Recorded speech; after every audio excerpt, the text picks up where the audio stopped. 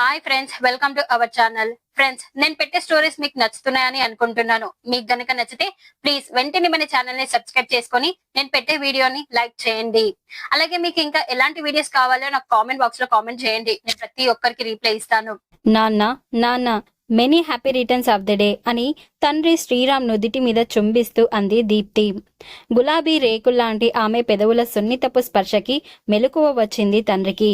కనురెప్పలు విప్పగానే వసంతకాలపు తొని చిగురులా చిరునవ్వుతో కలకలలాడుతున్న కూతుర్ని చూసేసరికి ఎక్కర్లేని హుషారు వచ్చింది శ్రీరామ్కు. ఇలా నీ ముద్దు ముఖాన్ని చూడటానికే మెలకువ వచ్చినా ఇప్పటి వరకు లేవలేదురా అని అన్నాడు దీప్తి తల నిమురుతూ. నేను ఎన్నిసార్లు లేపినా లేవలేదు, ఎందుకేనా అని హేమ వచ్చింది. ఇంకెందుకున్నావు మరి, నా బంగారు తల్లి ఏం చెప్పినా చేస్తాడి నాన్న అని అన్నాడతను లేస్తూ. థ్యాంక్స్ నాన్న, మరి అదే మాట మీద ఉండాలి. సాయంత్రం తాజ్ కృష్ణలో చిన్న పార్టీ ఏర్పాటు చేశాను. 5 నువ్వు అక్కడికి వస్తున్నావు అంతే అని అంది గారంగా దీప్తి. అలాంటివి నాకు ఇష్టం ఉండదని నీకు తెలుసుగా తల్లి అని అన్నాడు శ్రీరామ్. మా సరదాలు మాకు ఉండవా అని పదునుగా అడిగింది హేమ, భర్తని ఎలాగైనా ఒప్పించాలని. నాన్న, మన ఇంట్లోని ప్రతి అకేషన్కి దాన ధర్మాలు చేస్తుంటావే తప్ప నలుగురితో సరదాగా గడపనే గడపవు. ఎప్పుడు పనేనా? మాతో, మన వాళ్ళందరితో, స్నేహితులతో సంతోషంగా గడపాలని ఈ పార్టీ అరేంజ్ చేశాను. ప్లీజ్ కాదని, కుదరదని అనొద్దు అని ఖచ్చితంగా చెప్పింది దీప్తి. దీప్తి మాటలు కాదనలేని అశక్తత శ్రీరామ్ది. అందుకే ఒప్పుకోక తప్పలేదు అతనికి. ఆ సాయంత్రం హోటల్లో పార్టీ చాలా గ్రాండ్గా జరిగింది. ఆఫీస్ స్టాఫ్, మరికొందరు స్నేహితులు మాత్రమే ఆహ్వానితులు కావడంతో అందరితో చాలా సరదాగా గడిపాడు శ్రీరామ్. ఇలా ప్రతిసారి జరుపుకుంటే బాగుంటుందిగా సార్ అని అన్నాడు మేనేజర్ గుణశేఖరం చనువు తీసుకుంటూ. నా చిట్టి తల్లి మనసుని నొప్పించలేక గాని ఇలాంటివి మానుకొని చాలా ఏళ్లే అయింది అని అన్నాడు శ్రీరామ్. ఇంతలో శ్రీరామ్ పిఏ లేచి, మనిషి పుట్టినవాడు కారాడు మట్టి బొమ్మ, పట్టుదలే ఉంటే కాగలడు మరో బ్రహ్మ అన్న వేటూరి పదాలకు మా బాస్ నిలువెత్తు నిదర్శనం. ఆయన కేవలం మాటల మనిషి కాదు, తన ప్రతి పుట్టినరోజు ఏదో ఒక మంచి పని చేయడాన్ని అలవాటుగా మార్చుకున్న వ్యక్తి.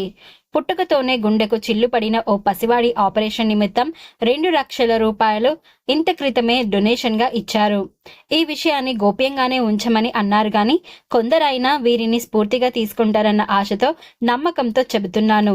ఇలాంటి గుప్తదానాలు ఎన్నో చేసిన శ్రీరామ్ గారు నన్ను క్షమించండి ఇలా చెప్పినందుకు అనగానే అందరూ చప్పట్లు కొట్టారు. దీప్తి ఒక్కంగలో తండ్రిని సమీపించి అతని బుగ్గల మీద గట్టిగా ముద్దు పెట్టుకుంది. కూతురి కళ్ళల్లోని ఆనందం అతనికి ఎంతో తృప్తిని కలిగించింది. ఆ తర్వాత అతని సహాయం వల్ల పైకి వచ్చిన వారు, సమస్యల నుంచి బయటపడిన వారు శ్రీరామ్ గురించి చెబుతూ తమ కృతజ్ఞతలు తెలియజేస్తున్నారు. ఎందరో అతన్ని వేణొల్లా పొగుడుతూ ఉంటే ఓ మూలగా కూర్చొని అదంతా వింటున్న ఒక వ్యక్తికి మాత్రం ఒళ్ళంతా కారం రాసుకున్నంత మంటగా అనిపించింది. లేచి అతని నిజ స్వరూపం ఇది అని చెప్పి పరువు తీయాలని, వీలైతే అతడి అంతం చూడాలని ఆవేశపడ్డాడు గాని తగిన సమయం కాదు ఇది అని వివేకం హెచ్చరించడంతో మిన్నకుండిపోయాడు. పార్టీ తర్వాత ఇంటికి చేరుకున్నారు. అప్పటికే హేమ అన్ని ఏర్పాట్లు చేయడంతో బీదలకు అన్నదానం, వస్త్రదానం చేశారు. భార్య వైపు ప్రశంసగా చూశాడు శ్రీరామ్. కేవలం ఊరి వాళ్లే కాదు, ఇక్కడ అలాంటి వాళ్ళు ఉంటారు. వాళ్ళేమో అమాయకంగా బయటపడతారు, వీళ్ళు పడరు, అంతే తేడా అంది మనోజ్ఞ. నేను నా ఫ్రెండ్స్ అందరి గురించి ఇంట్లో చెబుతూ ఉంటాను, అందరితోనూ ఒకేలా ప్రవర్తిస్తూ ఉంటాను. మా పేరెంట్స్ నా గురించి ఎప్పుడూ చెడుగా భావించరు అని అంది దీప్తి. అది వాళ్ళ విశాల హృదయం. కృష్ణ నీతోనే ఎక్కువగా మాట్లాడతాడు. ఎటొచ్చినా నా ప్రతి అవసరం గురించి హెల్ప్ చేస్తూ ఓ అన్నలా ఆదుకుంటూ ఉంటాడు. నాకే కాదు, నా ఫ్రెండ్స్కి కూడా. ఎవరేది అడిగినా తనకు చేతనైన సాయం చేస్తూనే ఉంటాడు. కానీ మా ఊరి వాళ్లకు అది తెలియక ఏదో చెప్పడం, మా వాళ్ళు బాధపడడం, మా ఇంటి పరిస్థితుల దృష్ట్యా నా సంపాదన ఎంతో అవసరమని ఈ చదువుని ముగించేసి జాబ్లో చేరిపోదామని అనుకుంటున్నాను. కానీ మా వాళ్ళకి నా చదువు సంపాదన కన్నా ఇంటి పరువే ముఖ్యం. నేను ప్రేమ దోమ అంటే ఎవడికో ఒకడికి అప్పో సప్పో చేసి ముడిపెట్టేస్తారు. అందుకే వాటి జోలికి పోకుండా ఉంటుంటాను అని అంది మనోజ్ఞ.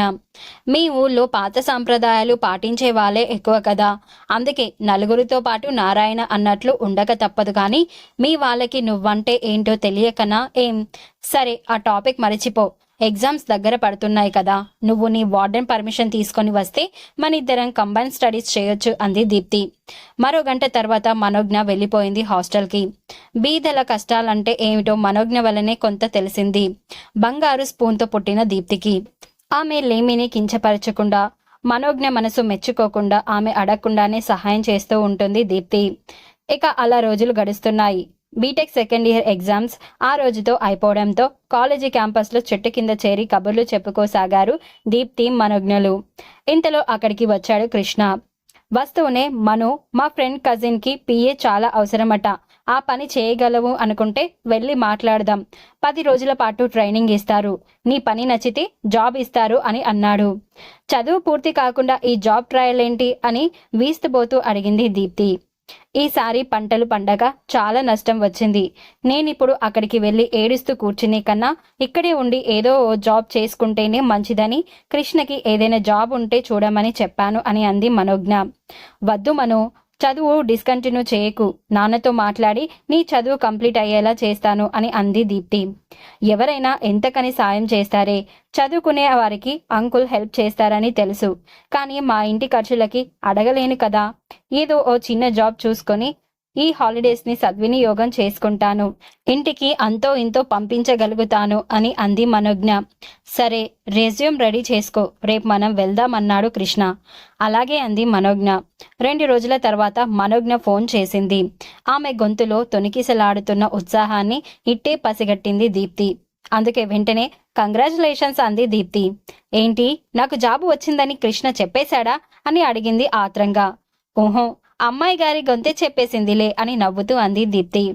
ఓహో అలాగా, జాబ్ వచ్చింది, ఆఫీస్ చాలా బాగుంది అని అంది మనోజ్ఞ. బాస్ ఎలా ఉన్నాడు అని అడిగింది దీప్తి. చాలా స్ట్రిక్ట్ అనిపిస్తున్నారు, పని రాక్షసుడు అంది మనోజ్ఞ. ఎంత పని రాక్షసుడైనా నీ ముఖంలోకి తదేకంగా 2 నిమిషాలు చూస్తే పడిపోతాడులే అంది దీప్తి. అలా అనకు, అతని కళ్ళల్లో ఏదో సాధించాలని కసి, పట్టుదల కనిపిస్తున్నాయి. ఈ జనరేషన్లో పుట్టదగిన వాడులా లేడు. ఓ ఫ్రెండ్తో కలిసి బిజినెస్ పెట్టాడంట. అతను కేవలం స్లీపింగ్ పార్ట్నర్, అన్నీ ఇతనే చూసుకుంటాడట, కేవలం 3 ఏళ్లలో డెవలప్ చేశాడట అని అంది మనోజ్ఞ. ఏంటోయ్, చేరి ఒక్కరోజు అయిందో లేదో, బాగానే తెలుసుకున్నావే అంది దీప్తి. కొన్ని మన కృష్ణ ద్వారా, మరికొన్ని ఇక్కడి మేనేజర్ ద్వారా తెలిసాయి అంతే అంది మనోజ్ఞ. వర్క్ ఎలా ఉంది? నేర్చుకున్న వారికి నేర్చుకున్నంత, ఒళ్ళు దగ్గర ఉంచుకొని పనిచేయమ్మా, తప్పులు క్షమించరు, టైం సెన్స్ పాటించాలి అని చెప్పాడు మేనేజర్. ఇక పడుకుంటానే పొద్దున్నే లేవాలిగా అంది మనోజ్ఞ. మను, నీ అకౌంట్లో 5,000 డిపాజిట్ చేశాను, మొహమాట పడకుండా వాడుకో అన్నట్లు మొదటి సాలరీ తీసుకోగాని మంచి ట్రీట్ ఇవ్వాలి, సరేనా అంది దీప్తి ఫోన్ పెట్టేస్తూ. మనోజ్ఞ మనసంతా కృతజ్ఞతతో నిండిపోయింది. దీప్తి, కృష్ణ తనకు తోడుగా నిలబడకపోతే ఎంత కష్టంగా ఉండేదో. ఆర్థిక పరంగా దీప్తి, మిగిలిన విషయాలు కృష్ణ అండగా ఉండబట్టే గాని, లేకుంటే తను ఒంటరిగా ఇక్కడ ఉండి చదువుకోగలిగేనా? వారిద్దరి రుణం తను ఇలా తీర్చుకుంటుంది. ముందు ఈ జాబ్లో నిలదొక్కుకోగలిగితే పరిస్థితులు కొద్దిగానైనా చక్కబడతాయి అని అనుకుంటూ నిద్రలోకి జారుకుంది మనోజ్ఞ. రవీంద్ర భారతిలో జరుగుతున్న సంగీత విభావారికి వెళ్ళింది దీప్తి. తన పక్క సీటులోని వృద్ధ దంపతులతో పాటు కృష్ణ కనిపించేసరికి హాయ్ కృష్ణ అంది ఆనందంగా. అరే నువ్వా, ఇక్కడికి వస్తున్నట్లు చెప్పలేదేంటి అని అడిగాడు కృష్ణ.